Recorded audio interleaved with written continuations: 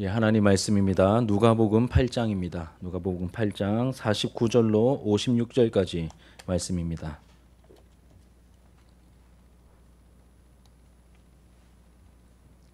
누가복음 8장 49절로 56절까지 말씀입니다.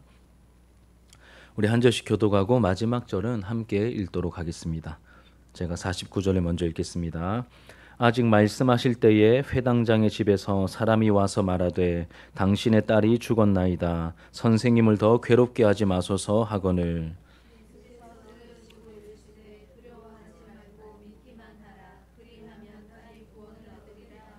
그 집에 이르러 베드로와 요한과 야고보와 아이의 부모 외에는 함께 들어가기를 허락하지 아니하시니라.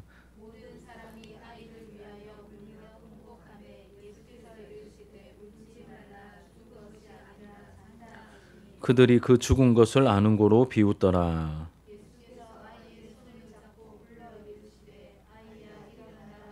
그 영이 돌아와 아이가 곧 일어나거늘 예수께서 먹을 것을 주라 명하시니 그 부모가 놀라는지라.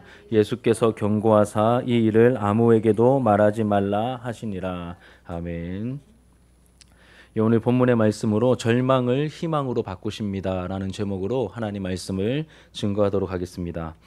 우리가 지난주에는 예수님께서 이 회당장 야이로의 딸이 위중하다는 소식을 들으시고 야이로의 집으로 가시다가 12회째 혈루증을 앓으며 모든 것을 다 소진해버린 한 불쌍한 여인을 고쳐주시는 그 사건을 우리가 함께 살펴보았습니다. 이 내용을 통해서 먼저는 하나님께서 행하신 일을 우리가 확실히 인정해 드려야 된다. 이 첫 번째 교훈과 또 두 번째로는 이 세상에서 살아갈 때 우리가 공개적인 신앙생활을 해야 하는 이유에 대해서 함께 살펴보았습니다. 우리가 왜 공개적이 되어야 합니까? 예수님께서 우리를 위해 공개적으로 십자가를 지셨기 때문이죠. 그리고 내가 예수를 믿는 사람임을 나타내야 능력이 또 나타나기 때문입니다. 여러분, 우리는 쉽게 망각하거나 우연으로 여기려 하는 그러한 연약한 본성을 가지고 있습니다. 이 사실을 우리가 알고 하나님께서 나에게 행하신 일과 그리고 베푸신 은혜를 기록으로 남기기도 하고 감사를 표현하며 분명히 짚고 넘어갈 때 더 풍성한 신앙생활을 우리가 할 수 있을 것입니다. 혹시나 또 예수님을 믿는 것을 부끄러워하며 숨기고 있는 그러한 영역이 있다면 그 자리에서 우리가 용기를 내어서 이제 신앙 고백은 커밍아웃과 굉장히 비슷하다고 제가 말씀드렸죠. 우리가 커밍아웃 하듯이 예수 믿는 사람임을 밝힐 때 하나님께서 우리를 되게 이제 뿌듯해하시고 대견해 하실 것입니다. 하나님을 인정하고 또 신앙을 밝힘으로 하나님의 기쁨이 되고 또 선한 인도하심을 우리가 더 풍성하게 받아 누리는 우리 공동체의 모습이 되기를 축복합니다. 이제 오늘 본문의 내용을 살펴보면 예수님께서 이 혈루증을 고침받은 여인과 마지막 대화를 나누고 계실 때 회당장의 집에서 보낸 사람이 긴급 전보를 가지고 그 자리에 도착하게 되죠. 이때 이 야이로도 함께 있었고 그리고 소식을 가지고 온 사람은 예수님과 함께 있었던 그 야이로에게 그 소식을 이제 전달합니다. 오직 딸을 살리기 위한 그 일념 하나로 이게 체면도 내려놓고 자존심도 버리고 여기까지 달려왔는데 그에게 전해진 소식이 무엇입니까? 결국 딸이 죽었다는 이제 충격적인 메시지였습니다. 우리 49절을 같이 한번 읽겠습니다. 49절입니다. 시작. 아직 말씀하실 때에 회당장의 집에서 사람이 와서 말하되 당신의 딸이 죽었나이다. 선생님을 더 괴롭게 하지 마소서 하거늘.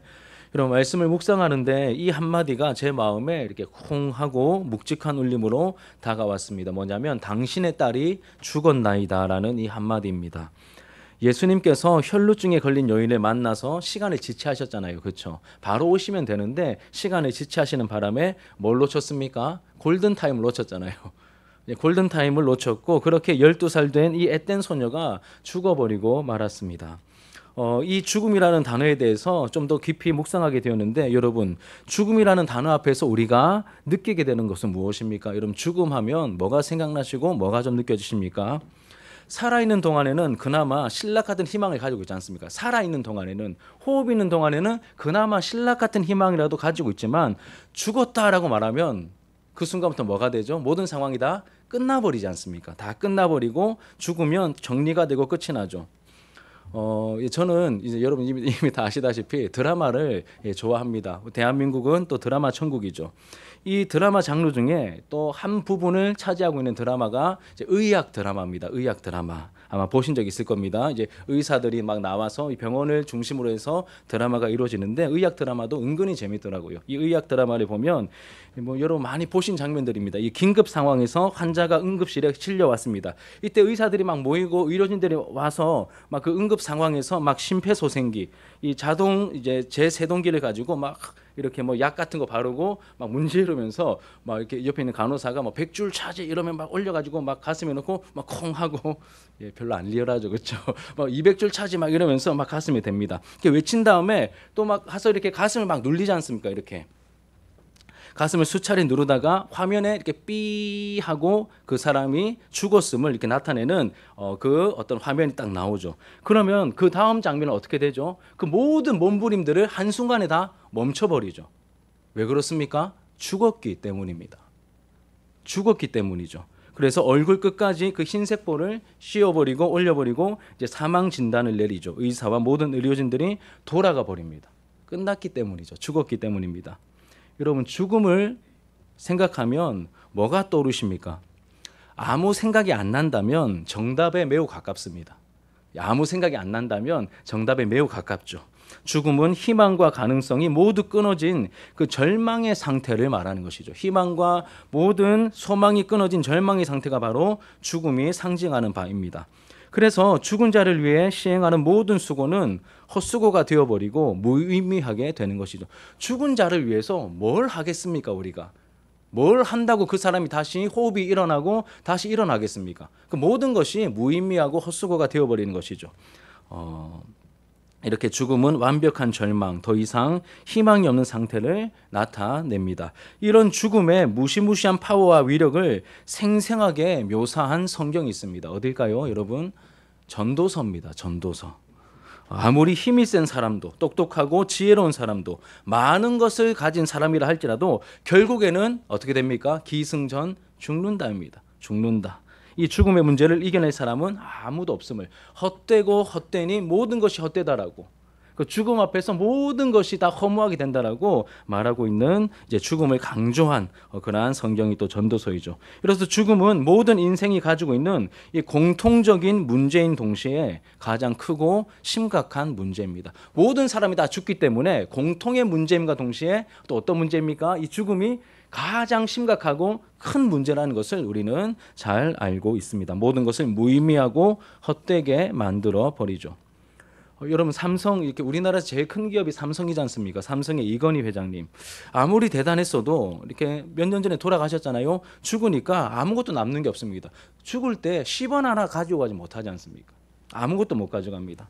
또 역사 속에서 이렇게 전무후무한 그런 혁혁한 권세를 누렸던 사람 중에 한 분이 이렇게 중국을 다 통일했던 진시 황제지 않습니까? 제가 진시 황제에 대한 다큐멘터리를 봤는데 하도 땅덩어리가 넓다 보니까 뭐 언어도 다르고 뭐 측량 방법도 다르고 나라가 그러니까 막 통일성이 없었는데 이 진시 황제 때 이 원체 이렇게 원체 힘이 셌었기 때문에 뭐 도량형이 되었든 뭐 언어가 되었든 많은 부분들을 다 통일시켜 놓은 사람이 진시 황제더라고요.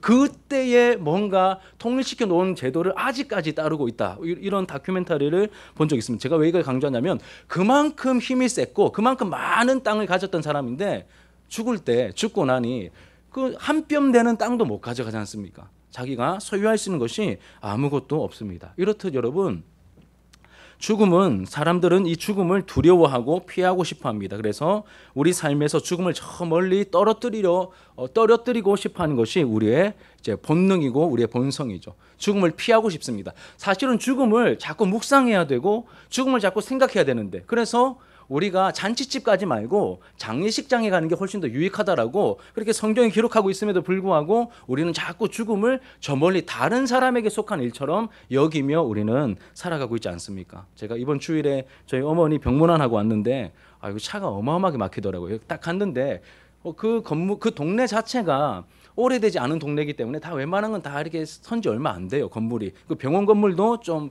이렇게 그렇게 오래된 건물은 아닌데 여전히 1, 2, 3, 4층이 아니고 F층 해놨더라고요. 그런 건물 여전히 많은 거 아시죠, 그렇죠? 왜 죽을 사자를 연상시키기 때문에 굳이 이렇게 F라고 이게 적어놓은 것이죠. 이렇듯 여러분 모든 것을 허무하게 만드는 마지막 끝판대장 자리에 뭐가 있습니까? 죽음이 있습니다. 이 야이로의 딸이 죽었고 그 소식을 야이로가 듣게 되었습니다. 실제로 집에 도착해 보니까 이 사람들이 이 죽은 아이를 위하여 울며 막 통곡하고 막 장례식장이 되어 버렸죠.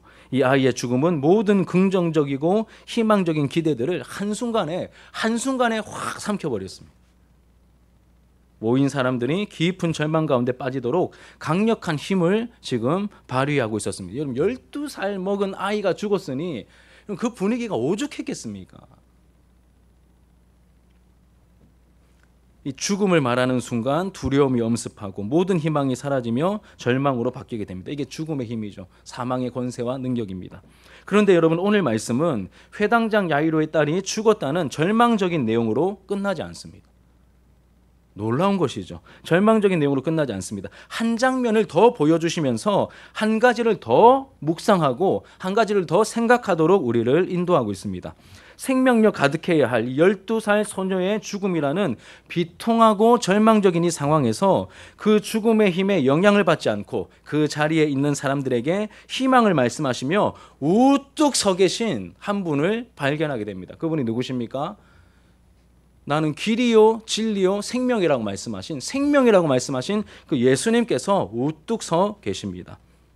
예수님께서 죽음의 절망 앞에서 어떤 말씀을 하셨는지 우리가 간략하게 살펴보면 우리 먼저 죽음의 소식을 듣자마자 야이로에게 이제 하셨던 말씀이죠. 우리 50절입니다. 50절. 같이 읽읍시다. 시작.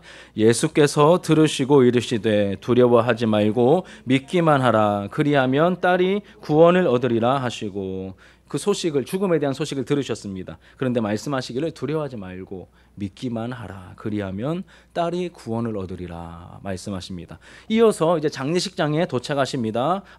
이제 야이로의 집에 도착하십니다. 이 장례식장이 되어버린 그 집에 도착했을 때 그 자리에 모여 있던 울며 통곡하고 있는 사람들에게 예수님께서 하신 말씀이 52절이죠. 52절을 같이 읽겠습니다. 시작.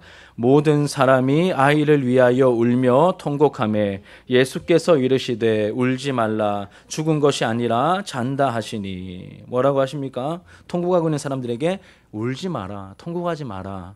지금 죽은 것이 아니라 잔다라고 하시죠. 그런데 실제로 죽은 겁니까? 안 죽은 겁니까?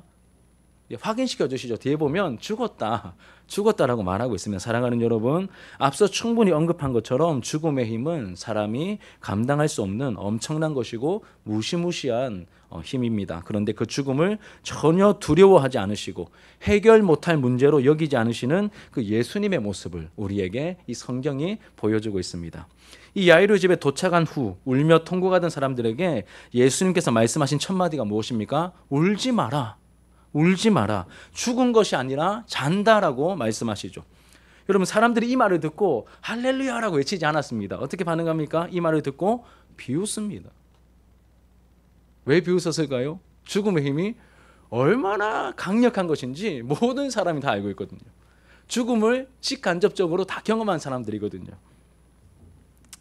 하지만 이 말씀에는 예수님께서 죽음을 어떻게 여기시는지, 어떻게 보시는지 알려주는 중요한 영적 정보가 담겨 있습니다. 울지 말라, 죽은 것이 아니라 잔다라고 하는 이 한마디 속에는 예수님께서 죽음을 어떻게 여기시는지, 어떻게 보시는지에 대한 중요한 영적 정보가 담겨 있습니다. 그럼 예수님은 죽음을 어떻게 보고 계십니까? 죽은 게 아니라 뭐라고 하십니까? 잔다라고 하십니다. 잔다. 죽은 아이에게 죽은 것이 아니라 잔다라고 말씀하십니다. 여러분 누군가 옆에 지금은 아무도 졸고 계신 분이 안 계신데 누군가 졸고 있거나 자고 있다. 그럴 때 여러분 그 자는 사람, 졸고 있는 사람이 있다면 깨우는 게 쉽습니까? 어렵습니까? 어려울 게 아무것도 없죠. 그렇죠?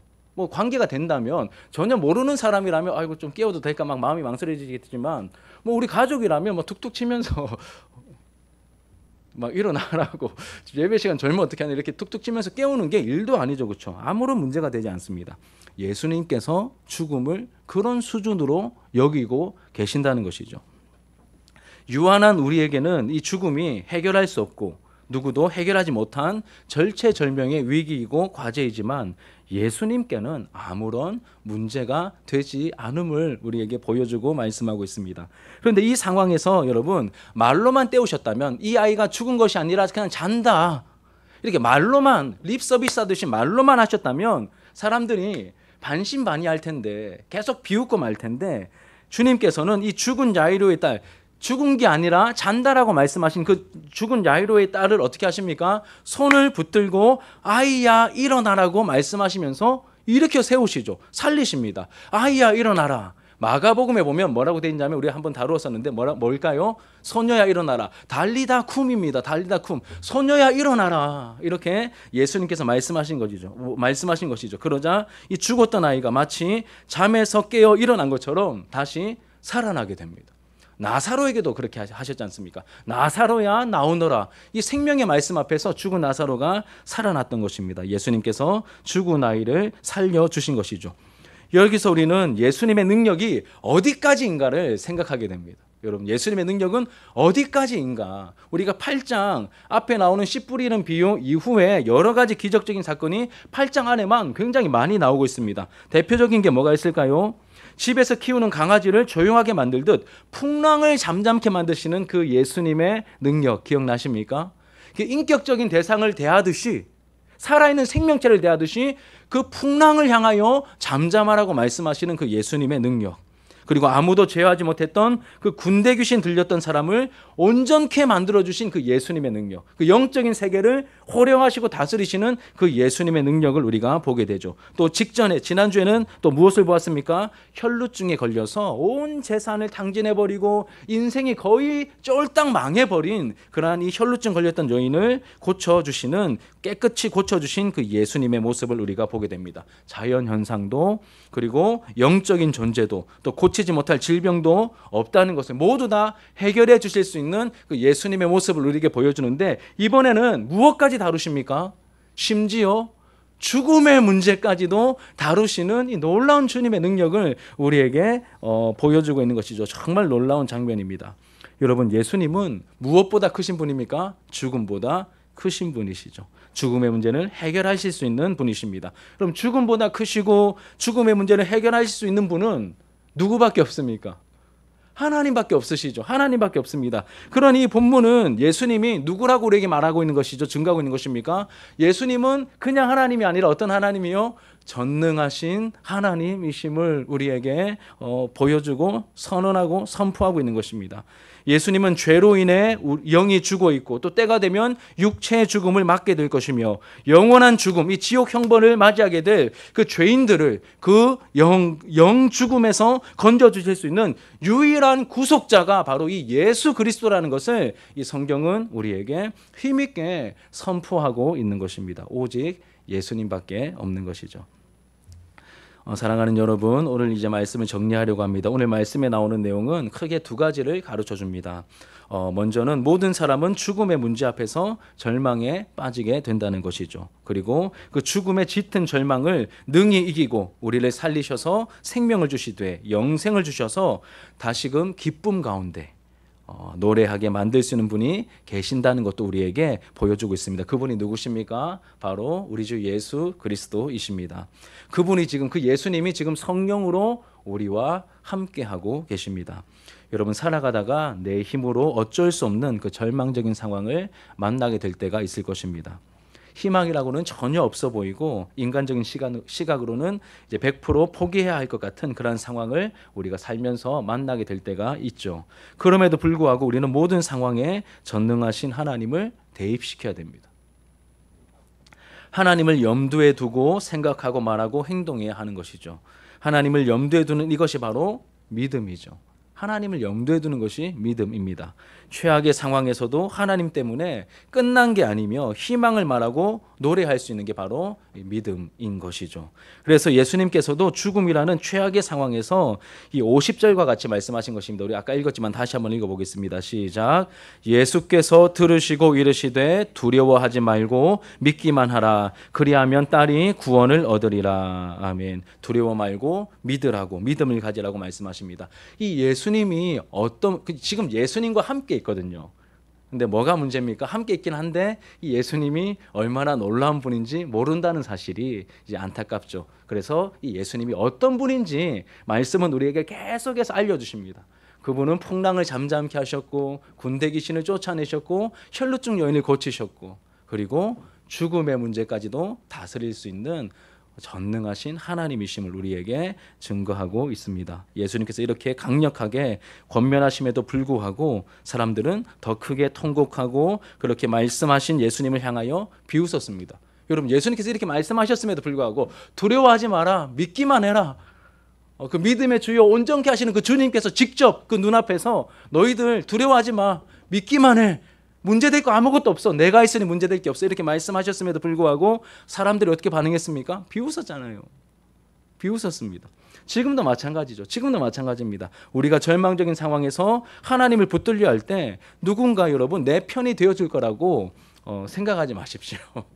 예. 그러면 감사하지만 그렇지 않은 경우들도 많이 있기 때문입니다. 어떤 일은 더 크게 통곡하고 또 어떤 일은 더 크게 비웃을 수도 있습니다. 그렇다고 포기하시면 안 됩니다. 그 믿음을 포기하시면 안 됩니다. 이 말씀을 들은 우리는 다른 반응을 보여야 하는 것이죠. 이 최악의 상황, 절망의 상황, 가능성이 전혀 없어 보이는 상황이라 할지라도 예수님 때문에, 전능하신 하나님 때문에 절망이 아니라 우리가 희망을 노래할 수 있어야 하는 것이죠. 사람들이 볼 때는 죽었습니다. 하지만 전능하신 하나님이 볼 때는 뭐라고 하십니까? 자는 거다. 자는 거다 이렇게 말씀하십니다. 믿음이 없이 보면, 즉 하나님을 빼고 상황을 보면 죽었고 끝난 겁니다. 하나님 없이 보면 끝난 겁니다. 그러나 믿음으로 하나님을 염두에 두고 상황을 보면 자는 것이죠. 얼마든지 깨어날 수 있고 일어날 수 있는, 우리 힘으로 흔들어 깨우는 게 아니라 하나님께서 흔들어 깨우시면 살아날 수 있는. 여러분, 마른 뼈 환상 아시지 않습니까? 그냥 죽어있는 시체가 아니라 마른 뼈가 가득한 그 뼈들의 무더기 속에서도 너희 마른 뼈들아 여호와의 말씀을 들을지어다라고 말씀이 선포되니 생기가 불어와, 사방으로부터 생기가 불어와 하나님의 군대가 되게 하시는 것이 하나님의 능력입니다. 여러분, 그러니 하나님을 염두에 두고 이 상황을 보면 절망이 아니라는 것을 우리가 깨닫게 되는 것이죠. 하나님에 대한 표현 중에 제가 굉장히 좀 좋아하고 사랑하는 표현이 있습니다. 옛날에 이 구절을 막 너무 이렇게, 제가 전도사 시절 때는 이 구절을 너무 좋아했었는데 한동안 좀 잊고 있다가 최근에 또 이렇게 사도행전 말씀을 묵상하고 또 하나님의 능력을 묵상하다가 다시 좀 생각난 부분입니다. 로마서 4장 17절 하반절에 보면 하나님을 이제 로마서 4장 17절에서 이렇게 말합니다. 이제 아브라함과의 그 관계 속에서 이렇게 말하죠. 같이 한번 읽어볼까요? 시작. 그가 믿은 바 하나님은 죽은 자를 살리시며 없는 것을 있는 것으로 부르시는 이시니라. 이 독자 이삭을 바쳐야 될 때 그에게 어떤 믿음이 있었습니까? 그가 믿은 바 하나님은 죽은 자를 살리시며, 저는 그 다음 표현을 더 좋아합니다. 없는 것을 있는 것처럼 부르시는 분이십니다. 없는 것을 있는 것처럼 부르시는 분. 그래서 여러분, 이 아브라함의 이름을 아브라함이라고 바꿔주시고 사라의 이름을 사라라고 바꿔주시지 않습니까? 열국의 아비와 열국의 어미입니다. 그런데 이 이름 바꿔주실 때 이들에게 자식이 있었습니까? 없었습니다. 없는 것을 있는 것처럼 부르시는 거예요. 너 이름 바꿔. 서로 부르는, 열국의 아비시여, 열국의 어미시여, 얼마나 민망했을까요? 그런데 하나님의 뜻이 있었던 것이죠. 없는 것을 있는 것처럼 부르시는 그 하나님께서 아들을 주시고 독자를 주시고 이삭을 통하여 하나님의 백성들이 나타나게 하신 것이죠. 죽은 자를 살리시며 없는 것을 있는 것처럼 부르시는 분이 우리가 믿는 하나님이심을 여러분 기억하시면서 이 신앙생활을 하면서 만나게 되는 여러 가지 문제 앞에서 우리가 인간적으로는 얼마든지 위축되고 포기하고 싶은 마음들이 우리 안에서 막 이렇게 막 가득해질 수 있겠지만 하나님의 능력을 우리가 제한하지 않고 하나님의 마음껏 좀 기대하면서 믿음으로 인정해드리는 저와 여러분들의 모습이 되었으면 좋겠습니다. 오늘 말씀이 보여주는 하나님의 능력을 여러분 멀찍이서 구경만 하다가 끝낼 것이 아니라 내 삶의 현장에서 직접 경험하여 하나님에 대해 할 말이 생기는 우리가 되었으면 좋겠습니다. 이거 이번 주 메시지죠, 여러분. 이거 하나님에 대한 할 말을 뭐라고 한다고요? 간증이라고 하지 않았습니까? 간증. 바울과 바나바가 가는 곳마다 하나님이 함께 하셨으며 그 하나님께서 우리를 통하여 어떻게 일하셨는지 그 간증을 하고 다녔듯이 우리도 말씀 앞에, 상황 앞에 믿음으로 반응함으로 말미암아 하나님께서 이 순간, 이 현장에서 나에게 이런 살 길을 열어주셨습니다. 나에게 이런 구원을 베푸셨습니다. 나에게 이런 역사를 나타내 보여주셨습니다. 이렇게 하나님에 대해서 할 말이 넘치는 우리 공동체가 되기를 축복합니다. 여러분, 믿음은 가능성을 의지하는 게 아니라 하나님을 염두에 두는 것이고, 그리고 하나님을 향한 전적인 신뢰입니다. 여러분, 믿음은 가능성이 아닙니다. 가능성이 아닙니다. 믿음은 가능성이 아닙니다. 저는 이 말씀을 기도원과 300용사 묵상하면서 너무 분명히 깨달았습니다. 믿음은 가능성이 아닙니다.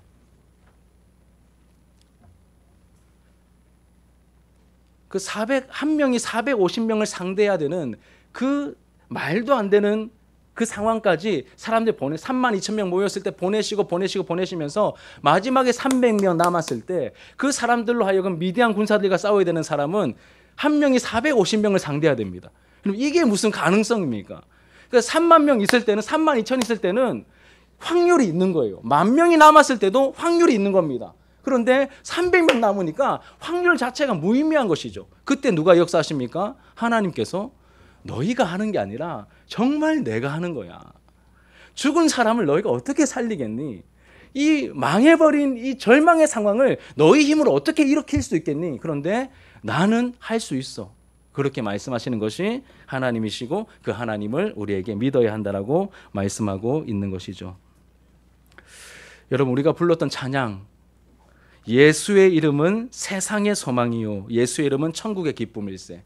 우리에게 소망을 불러일으키시고 우리에게 천국의 기쁨을 주시는 그 어떤 상황이라 할지라도 그 소망과 그 기쁨을 능히 허락해 주실 수 있는 그 하나님을, 그 예수 그리스도를 힘있게 의지하면서 오늘도 믿음으로 하나님 앞에 간구하며 또 우리의 기도를 응답해 주시는 것을 우리가 풍성하게 경험하고 맛보는 우리 이 시간이 되기를, 또 이 공동체의 우리 공동체의 모습이 되기를 예수님의 이름으로 축복합니다. 여러분, 그리고 말씀을 마쳤는데요, 나중에 기도할 때 한 번 더 말씀드리겠지만, 여러분, 변화의 가능성이 없어 보이고 포기해 버린 그 상황에 처한 것 같은 그 대상들, 우리가 변화를 위해서 기도하는 아이들이 될 수도 있고, 우리가 관계를 맺고 있는 어떤 특정한 회심을 위해서 기도하고 있는 어떤 대상이 될 수도 있고, 그렇게 내 힘으로 어떻게 할 수 없는 그러한 대상들을 위해서 기도할 때 여러분, 이 말씀 붙들고 우리가 함께 기도하면 또 하나님을 힘있게 의지하면서 기도할 수 있을 것 같습니다. 우리 기도하는 마음으로 함께 찬양합시다. 전능하신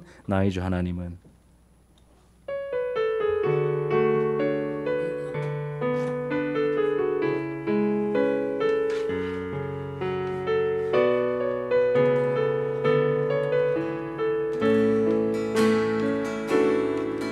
전능하신 나의 주 하나님은 능치 못하실 일 전혀 없네. 우리의 모든 간구도, 우리의 모든 생각도, 우리의 모든 꿈과 모든 소망도 신실하신 나의 주 하나님은 우리의 모든 괴로움 바꿀 수 있네. 불가능한 일 행하시고 죽은 자를 일으키시니 그를 이길 자 아무도 없네. 주의 말씀 의지하여 깊은 곳에 금을 던져 오늘 그가 놀라운 일을 이루시는 것 보라. 주의 말씀 의지하여 믿음으로 금을 던져 믿는 자에게 능치 못함 없네. 전능하신 나의 주, 전능하신 나의 주 하나님은 능치 못하실 일, 능치 못하실 일 전혀 없네. 우리의 모든 간구도, 우리의 모든 생각도, 우리 우리의 모든 꿈과 모든 소망도 신실하신 나의 주 하나님은 우리의 모든 괴로움 바꿀 수 있네.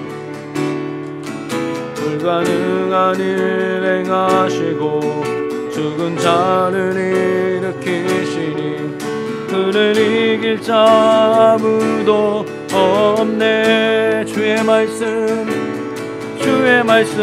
의지하여 깊은 곳에 금을 던져 오늘 그가 놀라운 일을 이루시는 것 보라.